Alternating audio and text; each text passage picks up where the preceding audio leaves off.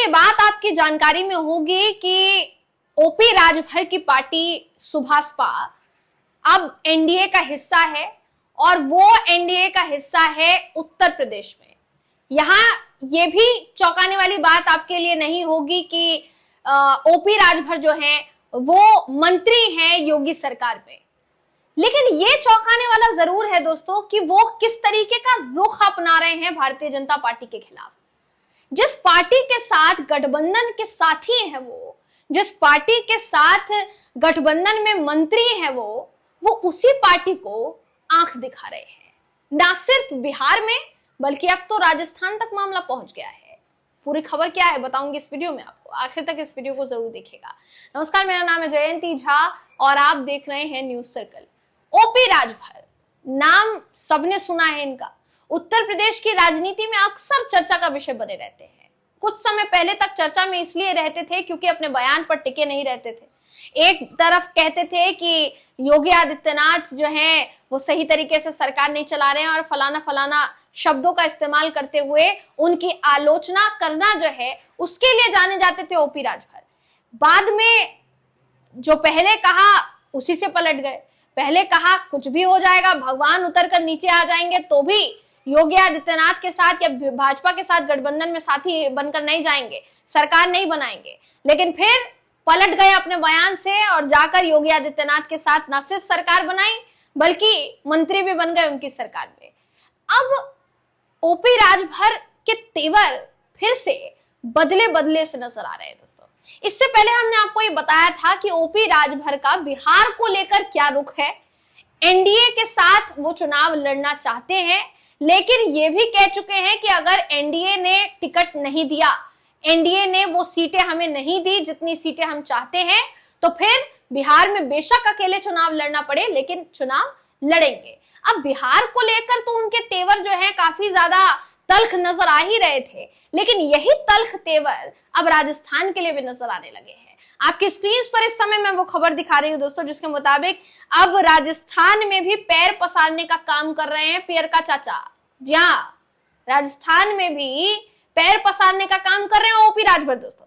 खबर देखिए कहती है कि ओम प्रकाश राजभर ने भारतीय जनता पार्टी पर दबाव जो है वो बढ़ा दिया है क्योंकि अब वो अपनी पार्टी का विस्तार राजस्थान में भी कर रहे हैं। राजभर की पार्टी अब राजस्थान में अपनी पार्टी पदाधिकारियों की घोषणा कर चुकी है। सुहेलदेव भारतीय समाज पार्टी ने 17 मार्च को राजस्थान के नवनियुक्त पदाधिकारियों की सूचना जारी की। पार्टी की तरफ से सूचना के मुताबिक जयप्रकाश सिंह राठौड़ को प्रदेश अध्यक्ष बनाया गया। अभिषेक शर्मा उर्फ भरत शर्मा को प्रदेश उपाध्यक्ष नियुक्त किया गया। इनके अलावा राजू सिंह, दीपक सिंह इनको प्रदेश सचिव बनाया गया। पार्टी ने बिहार में चुनाव लड़ने का ऐलान इससे पहले कर दिया था और अब राजस्थान में पदाधिकारियों को चुना जाना, प्रदेश सचिवों की नियुक्ति करना, ये इस तरफ इशारा करता नहीं है दोस्तों क्या कि ये राजस्थान में भारतीय जनता पार्टी को चुनौती देने जैसा हो गया। वही भारतीय जनता पार्टी जिसके साथ आप गठबंधन में है उत्तर प्रदेश में चुनाव आने में भी ज्यादा समय बाकी नहीं रह गया है दोस्तों। ये कहा जा रहा है 2027 में चुनाव है, 2025 चल रहा है। आपकी जानकारी में ये बात होगी कि जहां चुनाव हो वहां 2 साल जो है किसी भी दल के लिए बहुत ज्यादा नहीं होते हैं क्योंकि उन 2 सालों में अपनी पैठ मजबूत जो है वो करनी पड़ती है। यही हाल है ओपी राजभर का। ओपी राजभर ये चाहते हैं कि उत्तर प्रदेश में जिस तरीके से उनका जनाधार है वो जनाधार बिहार में भी कायम हो, राजस्थान में भी कायम हो। हालांकि अभी ये नहीं पता कि अब तीसरा राज्य कौन सा होने वाला है जहां वो पैर पसारने का काम करेंगे। अगर तीसरा राज्य भी भारतीय जनता पार्टी शासित राज्य ही हुआ तो ये चौंकाने वाला होगा दोस्तों कि अपने ही गठबंधन के साथियों को आंखें तरेड़ कर दिखा रहे हैं ओपी राजभर। ये खबर कहती है कि यूपी सरकार के मंत्री ओपी राजभर लगातार अपनी पार्टी को विस्तार देने की दिशा में काम कर रहे हैं। इससे पहले वो ये कह चुके हैं कि 156 सीटों पर, बिहार की 156 सीटों पर हमने काम किया है, जिनमें से 29 सीटें ऐसी हैं जिस पर हम अपने उम्मीदवार उतारेंगे। ये भी उन्होंने कहा था कि चाहे एनडीए साथ हो या फिर ना हो, बेशक हमें अकेले चुनाव लड़ना पड़े, लेकिन हम बिहार विधानसभा चुनाव में अपने प्रत्याशी उतारेंगे।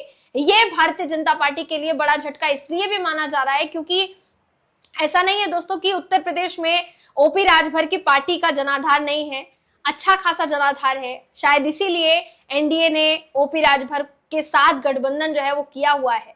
उनकी पार्टी के साथ गठबंधन किया हुआ है। लेकिन वही ओपी राजभर अब बिहार में अगर किस्मत आजमाने के लिए चुनावी मैदान में कूद पड़ते हैं तो उनका सीधा सीधा टारगेट होगा दलित वोटर्स, जिसको लेकर वो खुलकर कह भी रहे हैं कि हमारा जो टारगेट है वो पिछड़ा वर्ग जो है उनका उत्थान करना हमारा टारगेट है।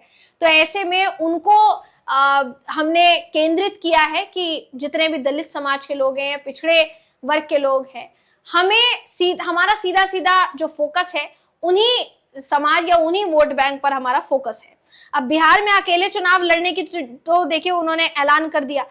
सबसे जरूरी बात यहाँ पर यह है, देखिए कि ओपी राजभर ने दावा किया था कि बिहार की 29 सीटों में हर एक सीट पर हमारे अच्छे वोटर हैं, हमारे वोटर्स ने मन बना लिया है कि इस बार छड़ी के निशान पर वोट देना है।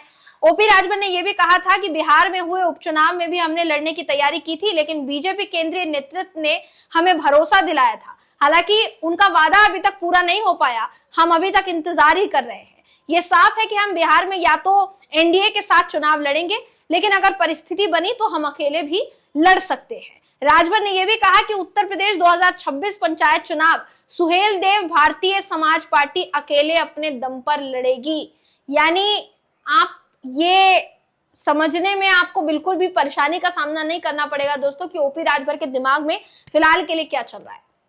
ओम प्रकाश राजभर फिलहाल अपनी राजनीतिक रणनीतियों को धार देने में किस कदर जुटे हुए हैं और उनका टारगेट किसी भी एंगल से विपक्ष तो नहीं लग रहा है, क्योंकि नुकसान अपनी ही पार्टी को होगा। जाहिर तौर पर पंचायत चुनाव हो चाहे विधानसभा चुनाव हो, कोई भी चुनाव कोई पार्टी अगर अकेले लड़ती है तो फिर वो वोट काटने का काम करती है दोस्तों सामने वाली पार्टी की। अब ऐसे में सबसे जरूरी बात यहाँ यही देखने वाली हो जाएगी कि इस स्थिति में क्या होता है। बिहार में जो कह रहे हैं वो उसको अगर संभालना है तो एनडीए को उनको टिकट देना पड़ेगा। इससे पहले ओपी राजभर ने यह भी कहा था कि जब बिहार में उपचुनाव हुआ तो हमने केंद्रीय नेतृत्व से बात की थी कि हमें सीटें दी जाए, लेकिन उन्होंने हमें ये कहकर मना कर दिया था कि आपको अगर सीटें देंगे तो हम चुनाव हार जाएंगे। हालांकि ओपी राजभर ने यह भी कहा था कि हम आपसे सीटें इसलिए नहीं मांग रहे कि हमें चुनाव हारना है, बल्कि हमें तो चुनाव जिताना है।